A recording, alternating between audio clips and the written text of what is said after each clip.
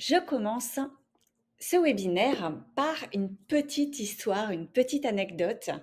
Alors, pour les plus jeunes d'entre vous, vous en souvenez certainement pas, mais c'est au Festival de Cannes en 1999. Sophie Marceau, donc ici présente, doit remettre la Palme d'Or. Et en fait, elle dérape complètement. Et j'aimerais en fait profiter de ce petit temps d'anecdote pour faire le point avec vous et commencer à nouer un petit peu le contact. Donc, j'aimerais que vous me disiez un petit peu quelle est son attitude sur la photo et quel est l'état d'esprit que cela peut refléter.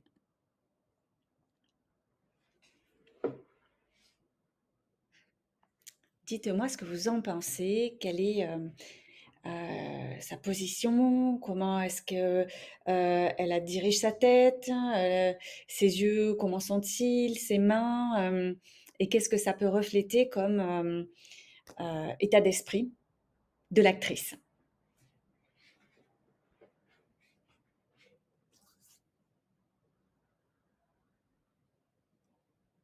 N'hésitez pas à me dire dans le chat, hein.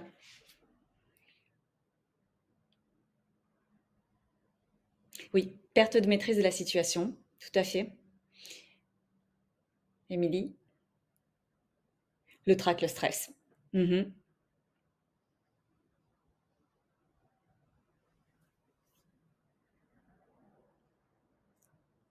Ah mince, Carole ne voit pas l'image.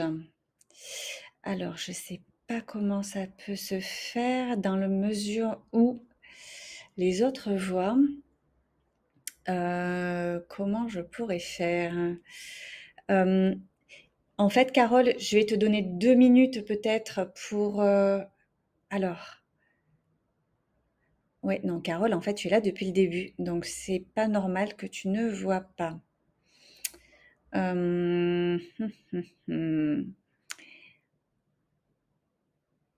Est-ce que tu veux pas te déconnecter, te reconnecter, peut-être, Carole?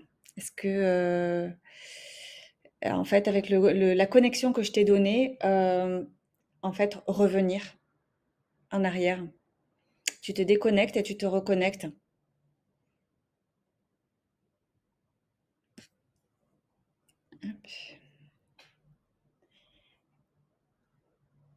Bonjour Patrick, qui est arrivé juste à l'instant.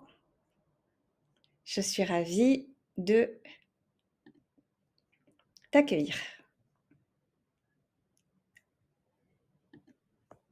Donc, on avait juste commencé. C'était juste l'introduction. Je faisais un petit flashback au siècle dernier, donc 1999, et je parlais du discours raté de Sophie Marceau pour le Festival de Cannes, pour introduire en fait mon thème, c'est-à-dire les 5 secrets pour incarner une attitude captivante en public.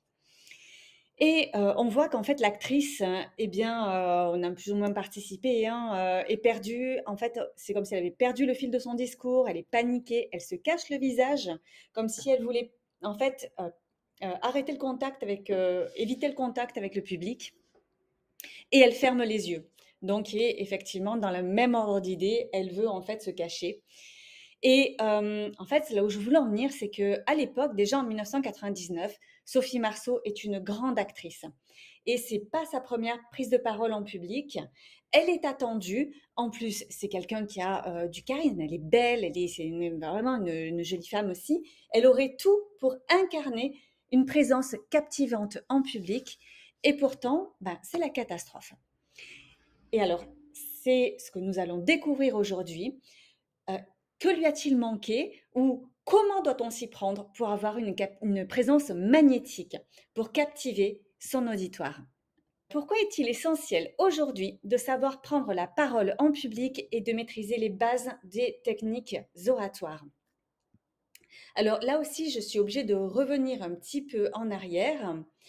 Euh, il y a environ une quinzaine d'années, une dizaine d'années, les messages écrits se sont multipliés, les SMS, les mails, surtout dans le domaine professionnel. On a voulu passer à un mode plus écologique et c'est très bien comme ça. Mais du coup, les mails se sont multipliés, on a arrêté le format papier et on a été un peu saturé de messages écrits. Euh, Pour mon expérience personnelle, moi je suis dans une grande structure et tous mes supérieurs hiérarchiques en fait, communiquent avec moi par écrit et donc on est saturé de mails, on en a des dizaines par jour. Et la crise Covid a été un révélateur. Pourquoi? Eh bien parce que, étant donné que nous avons travaillé à distance, les mails ont été multipliés par 4, par 6, par 8 et on a été encore plus saturés et en fait, c'était vraiment une prise de conscience. À ce moment-là, on s'est dit: il y a un manque de relationnel, il y a un manque d'humanité en fait, hein, dans les relations humaines. En effet, les mails, la première conséquence, c'est qu'en fait, les personnes avec lesquelles nous travaillons sont de parfaits inconnus. On ne les connaît que via le média, c'est-à-dire via le mail. Et en fait, on se fait une image préconçue de la personne. On ne la connaît pas vraiment. Et ça, en fait, le Covid nous a révélé cet état de fait. Et que s'est-il passé par la suite? Eh bien, dans un monde qui a été de plus en plus numérique, on s'est rendu compte qu'il était primordial de revenir aux sources de la communication, c'est-à-dire la parole. Et pendant la crise Covid, justement, on nous a demandé de passer au webinaire. Donc, mes premiers webinaires, effectivement, je les ai faits à cette époque-là dans le cadre de mon travail. Et donc, pour gérer des équipes, effectivement, hein, pour transmettre un message, convaincre un client, rien ne remplace la communication directe de visu. Alors, pourquoi est-ce qu'on privilégie aujourd'hui, hein, le verbal, c'est-à-dire la communication directe, la parole, par rapport au mail? Eh bien, c'est à cause de la chose suivante. Que lorsque nous prenons la parole, il y a un pouvoir du paraverbal et du non-verbal.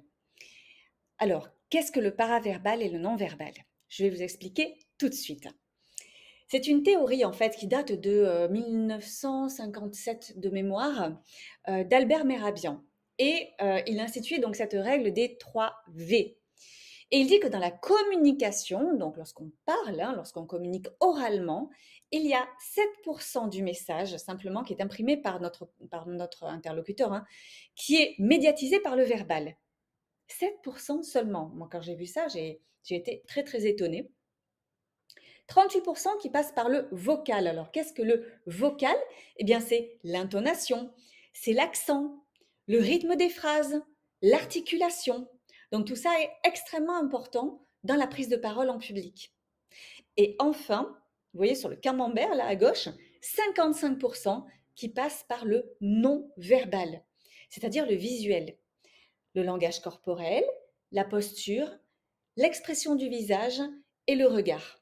Donc évidemment, ça, c'est ce qui va nous intéresser en particulier aujourd'hui pour la présence captivante en public. Vous voyez bien qu'ici, hein, plus de la moitié de ce camembert est consacré au visuel.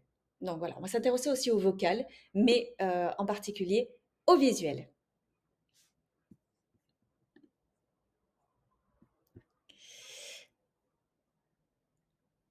Hop, excusez-moi, je fais un tout petit focus sur vos messages pour ne pas avoir à rater quelque chose.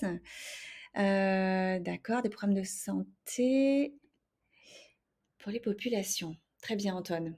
Merci de toutes ces informations. Je poursuis. Donc, bien évidemment, face à cette vague de changement, eh bien, la dernière chose à faire serait pour nous de se laisser paralyser par la peur. Il faut sauter le pas, hein. On doit aujourd'hui transformer, hein, comme sur la photo, la chance en change, en changement. Vous avez l'opportunité de changer grâce, évidemment, à tous ces conseils que je vais vous donner aujourd'hui. Vous allez pouvoir évoluer, vous allez pouvoir faire un choix et évidemment, aujourd'hui, vous êtes à ce carrefour, à cette intersection. Donc, c'est une opportunité extraordinaire pour ceux qui sauront révéler leur potentiel, se libérer des entraves et qui pourront affirmer leur personnalité et leurs valeurs dans leur travail et dans leurs relations grâce justement à cette aisance dans la prise de parole en public. Donc, la clé, c'est le mouvement et il est temps de passer à l'action. Alors, j'aimerais faire le point avec vous sur finalement l'adaptation. Est-ce que vous êtes vraiment ici dans une masterclass qui vous convient? Alors, est-ce que vous, ressentez parfois un malaise lorsque vous prenez la parole face à plusieurs personnes? Soit, simplement une sorte de malaisance ou un manque d'assurance ou, est-ce que c'est lié à du stress? Est-ce que parfois, deuxième possibilité, vous avez des difficultés à vous exprimer? Alors, ça peut être verbalement, mais ça peut être aussi corporellement. C'est-à-dire que vous soit vous parlez trop vite, vous manquez de clarté, ou parfois, est-ce que cela se ressent dans votre voix? Est-ce que vous avez la voix qui tremble? Ou est-ce que dans vos gestes, vous exprimez un certain stress? Enfin, dernière, possibilité, mais il y en a peut-être d'autres, vous allez me les communiquer. Est-ce que vous avez peur de ne pas capter l'attention du public, lorsque vous prenez la parole? Ou est-ce que vous redoutez aussi parfois leurs questions ou leurs réactions?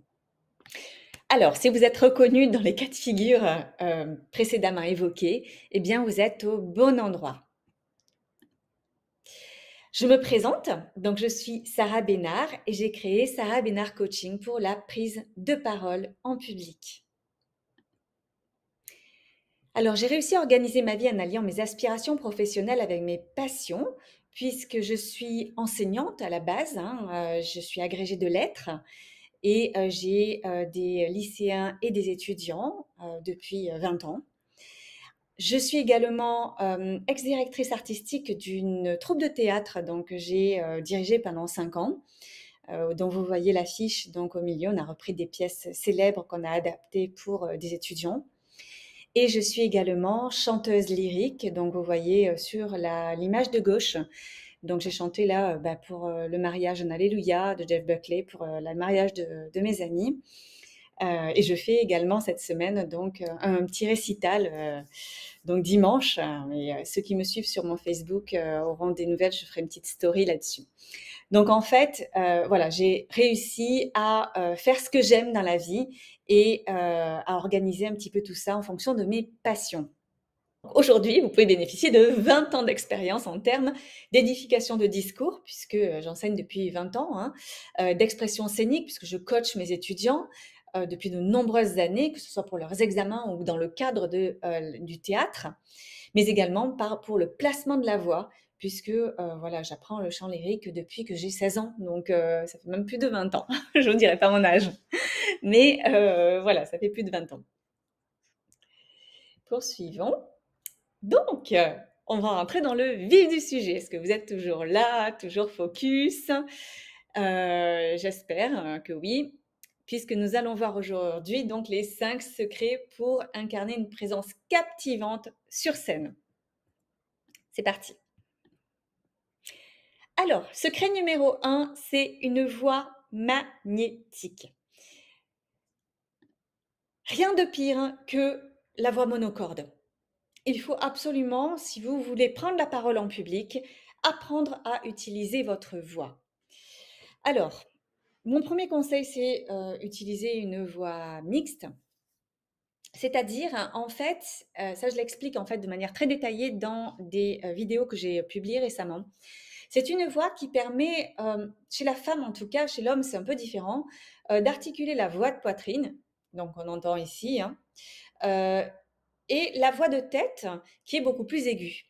Et en fait, cette voix mixte, c'est juste une méthode pour créer des passages entre les différents types de voix. Alors aujourd'hui, je ne vais pas vous donner un cours de chant lyrique, c'est absolument pas le but de cette webconférence. Par contre, je vais vous inciter à vous entraîner. Alors, le premier petit exercice qu'on peut faire pour s'entraîner à moduler les sons de voix, c'est d'apprendre à varier les tons grâce à l'expressivité, tout simplement. Donc, de dire de manière excessive, explosive, certaines expressions, des expressions très voilà, grandiloquentes. Par exemple, si je vous dis go, go, go, voilà, vous allez avoir des modulations de voix. Ou encore, j'en meurs d'envie. Ou encore des expressions comme quoi, c'est horrible. Et en fait, votre travail, vous, si vous voulez apprendre à moduler la voix, c'est vous entraîner sur des petites phrases comme ça à être le plus expressif possible et vous arriverez après, en temps, on va dire, de prise de parole en public, vous arriverez à moduler votre voix comme vous le souhaitez. Deuxième petit exercice, apprendre à dire bonjour. Alors, ça paraît tout simple, mais le bonjour avec le sourire, c'est vraiment la clé pour avoir un contact direct et aisé avec le public. Alors, bonjour, évidemment, vous avez 2 syllabes. Vous pouvez accentuer, mettre l'accent tonique sur la première. Bonjour, par exemple. Ou encore, sur la deuxième, bonjour. D'accord? Alors là, évidemment, je grossis le trait, mais c'est vraiment pour vous montrer que la fadeur, il faut vraiment éviter lorsqu'on prend la parole en public. Voilà. Et le troisième est vraiment très très drôle. Donc l'exercice de la voix magnétique. Pour les femmes, ce sera l'exercice de l'hôtesse de l'air. Donc évidemment, je vais donner cet exemple-là. Et pour les hommes, c'est plutôt l'animateur radio, je pense, qui ferait l'affaire. Donc l'idée, c'est qu'en fait, il faut jouer à fond. Il faut vraiment, c'est des exercices de prise de parole en public, c'est des exercices de théâtre, d'impro. Donc, les filles, il faut jouer à fond. Donc, vous prenez un ton assez grave en ayant un certain confort. Le coude sur la table, les jambes croisées, et vous allez lire en fait en texte qui représente les annonces en fait des hôtesses de l'air. Donc là, je l'ai recopié parce que je le connais pas par cœur, mais je vais vous jouer donc la scène. Mesdames et messieurs, je suis très heureuse de vous accueillir à bord de ce Boeing 777. Nous allons bientôt décoller pour Papeete. La durée du vol est estimée à 6 heures. Nous vous demandons de lire attentivement les consignes de sécurité. Voilà, donc cet exercice est très drôle. Il faut vraiment le jouer avec quelqu'un en face ou devant son téléphone et se regarder après en replay pour voir, pour entendre. En tout cas, vous n'êtes pas obligé de vous filmer, mais en tout cas pour entendre les modulations de la voix et pour travailler justement votre tonalité, votre registre, voir lequel vous va le mieux et essayer de avoir la voix la plus agréable possible. Donc ça, c'est mon premier conseil. Poursuivons. Mon secret numéro 2, c'est un contact visuel impactant. Alors, je sais que c'est difficile. Moi, je parle à ce moment, devant mon ordinateur, je ne vous vois pas, mais j'essaie de faire comme si, en fait. Et avec l'habitude, vous y arriverez. Il faut arriver à capter le regard de son destinataire. Alors, 3 conseils, une fois de plus, pour un contact visuel impactant. Le premier exercice, c'est de regarder avec amour. Alors évidemment, sans connotation sensuelle, mais il va falloir vous y faire. Il faut avoir ce regard-là et pas un autre. Alors, vous pouvez vous entraîner. Mon premier conseil, c'est vous pensez vraiment à quelqu'un que vous aimez beaucoup, votre grand-mère que vous adoriez, ou que vous adorez si elle est encore là, votre meilleure amie, votre cousine, vos animaux de compagnie. Moi, j'adore mon chat, voilà. Sinon, vous pouvez aussi, autre solution, penser à quelque chose qui vous émerveille. Par exemple, un beau coucher de soleil ou encore un bouquet de fleurs qu'on vous a offert qui était merveilleux, ou encore une Porsche, je sais pas, une voiture qui vous plaît. Et voilà, vous notez, vous prenez en photo et vous notez cette expression, vous notez ce regard-là.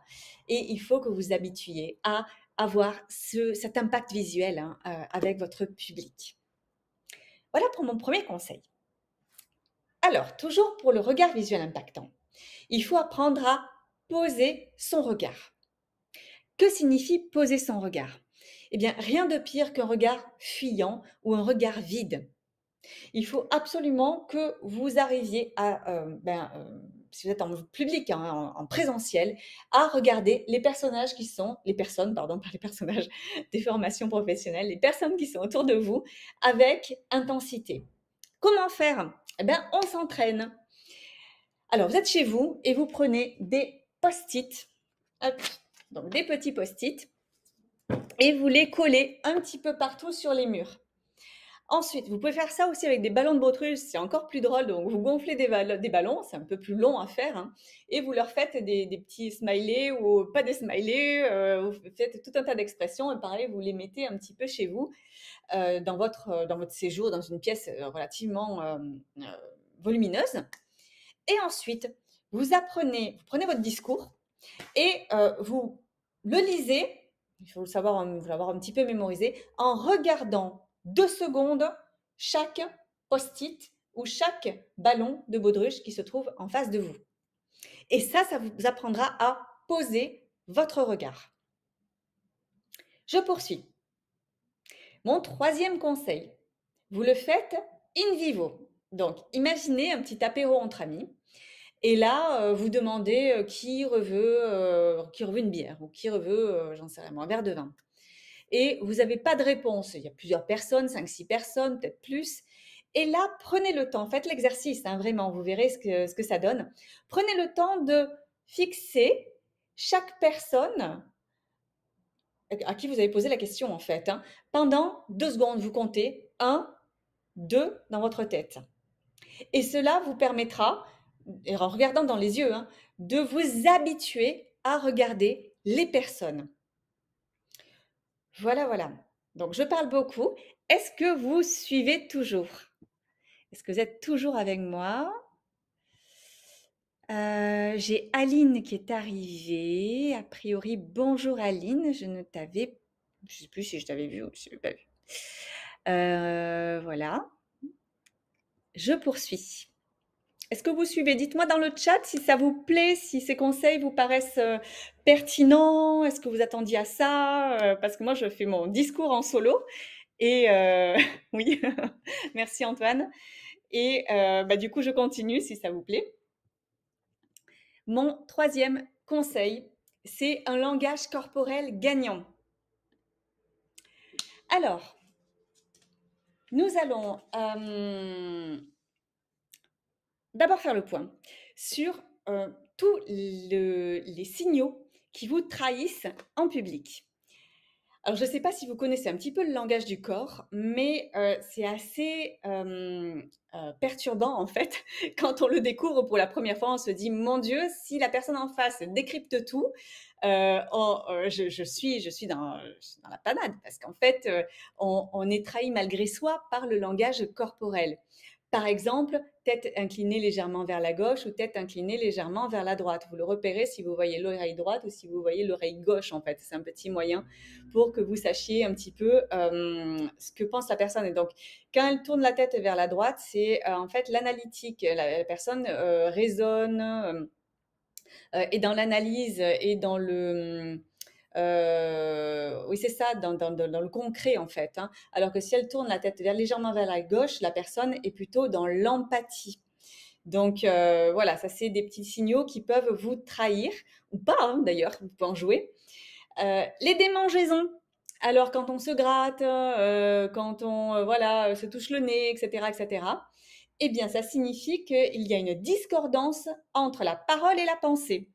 Donc voilà, à se méfier un petit peu de tous ces signaux parce qu'ils ils parlent malgré nous, tout simplement. Donc, mon premier conseil pour établir un contact avec son public, c'est vraiment le sourire. Et si vous le combinez avec le bonjour, comme j'ai dit tout à l'heure, eh bien, c'est vraiment la clé magique pour entrer en relation avec son public. Deuxième conseil, il faut se servir de ses bras, il faut se servir de ses mains. C'est vraiment un support lorsque vous prenez la parole en public. Alors, il y a des petits exercices de mime pour s'entraîner qui sont vraiment rigolos. Vous pouvez le faire avec vos enfants. Moi, je l'ai fait et on s'est éclaté toute la soirée. Bon, j'en ai fait d'autres aussi, hein, mais c'est vraiment très sympa à faire. Alors, vous prenez tout simplement, bon là, c'est un des exercices parmi d'autres. Hein. Vous prenez un article de Wikipédia, n'importe lequel, hein, l'article, j'en sais rien, carotte par exemple. Et plus c'est incongru, plus c'est rigolo. Et vous allez le lire en le mimant à l'extrême, c'est-à-dire en détachant les bras, en ouvrant le torse, en faisant des signes de main, etc., etc. Et en fait, ça va avoir pour effet de vous débloquer. Moi, vraiment, aujourd'hui, tous les conseils que je vous donne, c'est pour arriver à débloquer ces verrous, en fait, à faire sauter les verrous, à faire débloquer ce qui vous paralyse, en fait, pour la prise de parole en public. Donc voilà, amusez-vous avec ça. Et dernier conseil, lorsque vous préparez un discours, là c'est beaucoup plus concret. Lorsque vous avez un discours à préparer et que vous voulez un peu l'agrémenter, puisque des fois vous ne savez pas trop, hein, de langage corporel, de signes des mains, eh bien, repérez dans votre discours les connecteurs spatio-temporels. Par exemple, le ici, maintenant, aujourd'hui, demain, là-bas, etc., etc. Et trouvez le geste en amont, hein, pas sur le moment, en amont, trouvez le geste qui leur convient bien afin d'appuyer votre argumentation. Voilà. Donc ça, vraiment, ça permettra de rythmer votre discours, d'impacter davantage votre destinataire. Voilà, donc pensez aux mots-clés. Voilà pour mon troisième conseil sur le langage corporel. Secret numéro 4, la clarté de l'objectif. Alors là, je vais vous faire participer, vous allez chatter. Donc, pour l'instant, je vous expose et ensuite, ce sera à vous. Donc, la clarté de l'objectif. Pourquoi je parle? Quelle image je veux projeter? Et quel appel à l'action pour mon auditoire? Eh bien, si elle n'a pas eu une présence captivante à la remise de la Palme d'Or en 1999, la pauvre Sophie Marceau, c'est parce qu'elle naviguait complètement dans le brouillard. Elle n'avait pas d'objectif. J'ai lu un article sur son débriefing et elle a dit que en fait, elle n'avait pas envie de venir au Festival de Cannes. C'était Canal+ qui l'avait obligée de venir. Et qu'elle était en fait dans les Alpes avec, je crois qu'à l'époque, elle était avec comment s'appelle-t-il? Avec son amoureux, hein, de l'époque et mince, ça me perturbe, j'ai perdu le nom. Peu importe, voilà, son amoureux de l'époque et qu'on l'avait un petit peu forcé et elle avait également été, dans l'après-midi, avec son association pour les enfants malades et en fait, elle avait pas du tout, préparé son discours. On lui avait écrit un truc à la va-vite. Elle était encore avec ses enfants malades et quand elle est arrivée sur scène, elle s'est rendue compte qu'elle était dans quelque chose de très superficiel, la remise des prix, le cinéma et cetera et en fait, elle avait un discours complètement contradictoire. D'un côté, elle était encore avec ses enfants, d'un autre côté, elle se sentait qu'elle était au Festival de Cannes et qu'il fallait qu'elle assure et en fait, elle a navigué dans le brouillard complètement et elle n'a pas eu de présence captivante par défaut en fait de clarté et de discours bien préparé. Donc voilà pour la clarté de l'objectif. J'espère que vous avez compris. Il faut avoir un objectif très clair. Alors voilà l'exercice que je vous propose. Je vais l'écrire dans le chat. Donc, vous allez répondre aux 3 questions suivantes en fonction du petit contexte que je vais vous donner. Donc vous devez en fait imaginer que vous devez prendre la parole devant de jeunes adolescents de votre village qui ont tagué à plusieurs reprises des bâtiments anciens. Hop, je vous l'écris dans le chat. Donc imaginez que vous devez prendre la parole devant un public d'adolescents de votre village, de votre ville,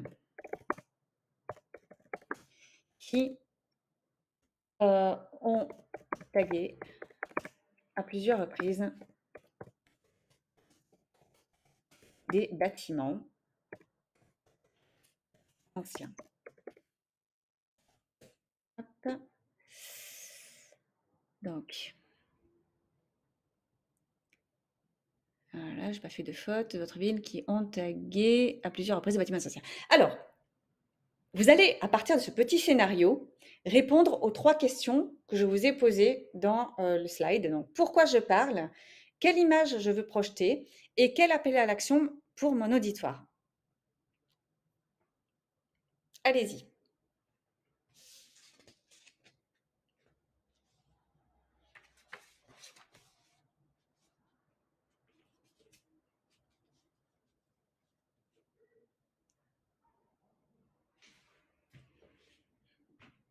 Pourquoi est-ce que vous parlez lorsque vous avez ce discours à tenir devant un public d'adolescents dont on sait hein, qu'ils ont tagué à plusieurs reprises? Et quelle image vous avez envie de leur renvoyer? Et aussi, quel est l'appel à l'action hein, que vous allez développer? Et si en fait, si ça c'est clair dans votre esprit, eh bien, vous arriverez sans difficulté à avoir un discours impactant et une présence captivante. Qu'est-ce que vous en pensez? N'hésitez pas, hein, on est là entre nous, il n'y a pas de, il y a pas de n'est pas noté, c'est pas de tabou, il y a pas de, on est là pour s'entraider, s'entraîner et s'amuser.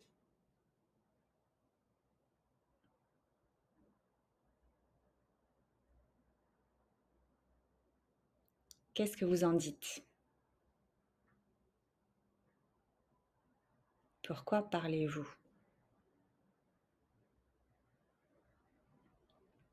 Est-ce que mon scénario vous paraît trop compliqué ou est-ce que c'est bon?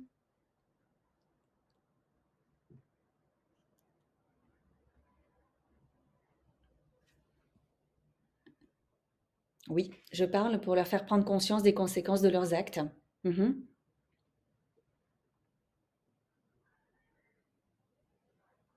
C'est exactement ce que j'ai marqué. C'est tout à fait ça. Et je pense aussi hein, on parle pour leur donner envie de changer. C'est la suite en fait de cette pensée. Effectivement, pour les faire prendre conscience de leurs actes et leur donner envie de changer. Et l'image que vous avez envie de projeter quand vous parlez hop, autoritaire et pédagogue. Mhm.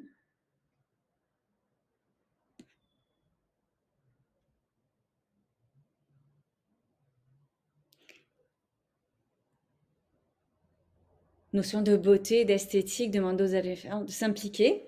D'accord. Donc, effectivement, pour le but de cette prise de parole.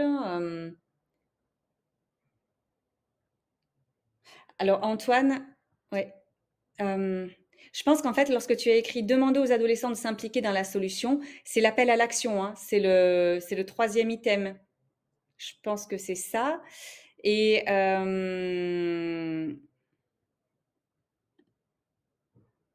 oui, je pense que c'est ce que tu as voulu dire. Donc, parfait.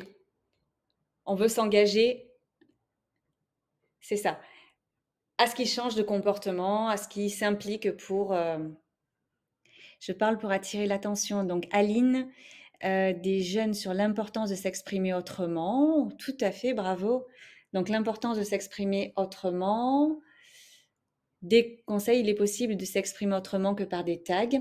Donc, ça, d'accord. Prendre conscience du fait que c'est pas le seul moyen de s'exprimer. Bravo. Pas grave, Patrick. Euh, d'accord. Et est-ce que vous n'avez pas peur avec un public d'adolescents si vous prenez une posture de quelqu'un d'autoritaire finalement que la communication soit rompue? Enfin, moi je sais que voilà, les adolescents ils ont besoin de limites, hein, ils ont besoin d'autorité, mais je pense qu'ils ont besoin aussi que la personne qui est autoritaire soit juste. Et je pense que la notion de justice, de quelque chose euh, qui leur paraît en fait raisonnable et raisonnée est vraiment importante avec le public d'adolescents. Bon voilà, merci beaucoup pour votre participation, c'est génial. Top. J'espère que vous n'entendez pas mon chat qui vient me réclamer. Désolée. Donc, je poursuis avec mon secret numéro 5, un échange enrichissant.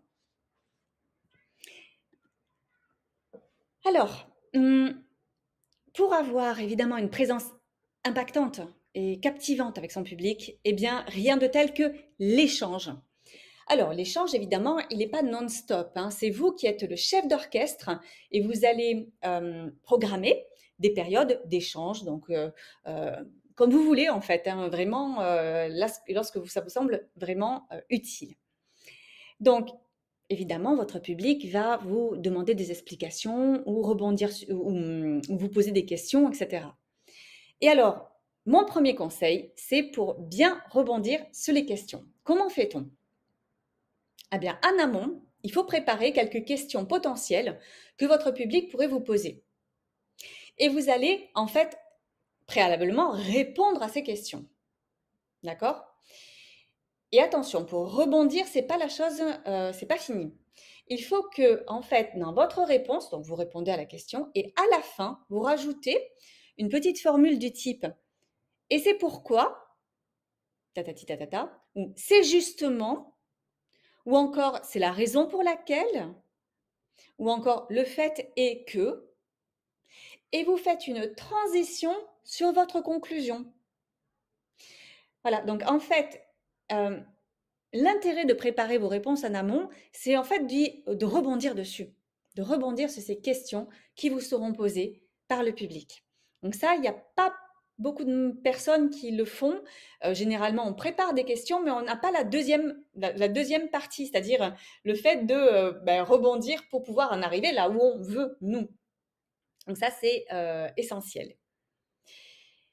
Pour un échange enrichissant, il est aussi important, c'est mon deuxième conseil, d'employer les mots de votre auditoire, de votre public.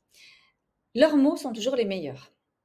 Alors évidemment, ça peut paraître un peu maladroit, c'est-à-dire lorsqu'on apprend à échanger dans la prise de parole en public, on se dit, bon ben, choisissez des synonymes, voyez, ayez un vocabulaire riche, varié, etc., etc. Mais vous allez faire une petite expérience. Donc, l'exercice que je vais vous donner pour en prendre conscience, c'est en fait un exercice sur la capacité d'écoute. Vous allez faire ça en fait avec un partenaire qui vous voulez. Et vous allez en fait vous rendre compte que les mots employés par votre auditoire sont comme des étiquettes qui expriment pour lui l'idée qu'il veut exprimer au mieux.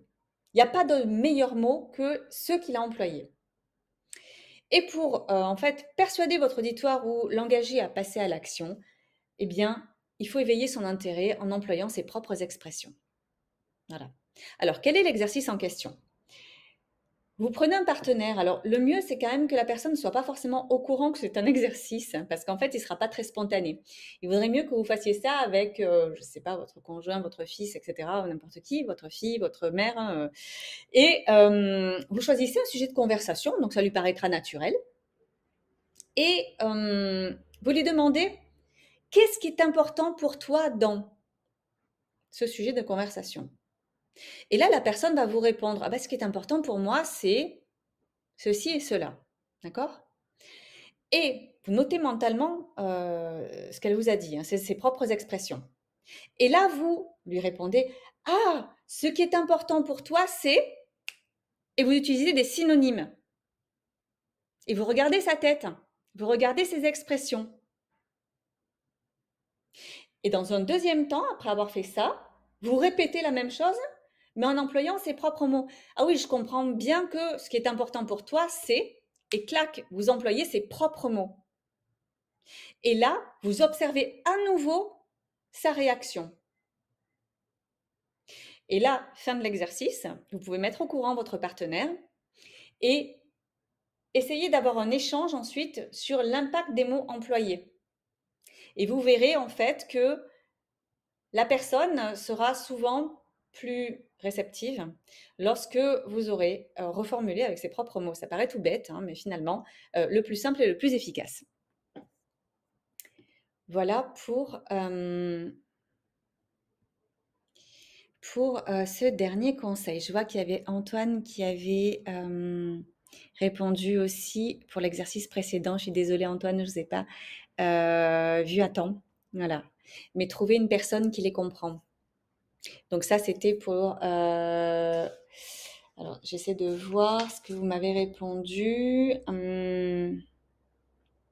Oui, quelle image je veux projeter. Donc Antoine, c'était je veux projeter l'image de quelqu'un qui les comprend. Voilà, Donc, nous avons fait le tour des conseils que je souhaitais vous donner ce soir pour avoir une présence captivante pour la prise de parole en public. Si cette vidéo vous a plu, n'hésitez pas à la partager sur les réseaux et surtout à télécharger mon e-book qui est juste en dessous. Merci à vous et à très vite.